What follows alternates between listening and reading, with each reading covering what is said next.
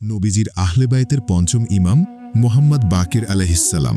তিনি জন্মগ্রহণ করেন ৫৭ হিজরির রজব মাসের ১ তারিখ মদিনায়। তার উপাধি ছিল বাকিরুল উলুম, অর্থাৎ জ্ঞানের বিকাশদাতা। ইমাম বাকির আলাইহিসসালাম এমন একজন ব্যক্তি যিনি পিতামাতার উভয় দিক থেকেই ছিলেন নবীজির বংশধর। তার ইমামতি শুরু হয় ৯৫ হিজরিতে এবং চলেছিল প্রায় ১৯ বছর। এই সময়ে ইসলামী সমাজ ছিল উমাইয়া শাসকদের পতন ও আব্বাসীয়দের উত্থানের সন্ধিক্ষণে। বিকৃত মতবাদ ও অপসংস্কৃতির ছায়া পড়েছিল সমাজে। এই সংকটকালে ইমাম বাকির আলাইহিসসালাম প্রকৃত ইসলামের স্বরূপ তুলে ধরেন, কিন্তু অত্যাচারী শাসক হিশাম ইবনে আব্দুল মালিক ছিলেন তার বিরোধী।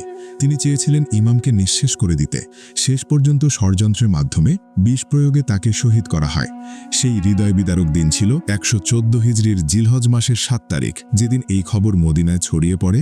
আহলে বায়তের প্রেমে বিভোর মানুষগুলোর চোখে নেমে আসে শোকের অন্ধকার।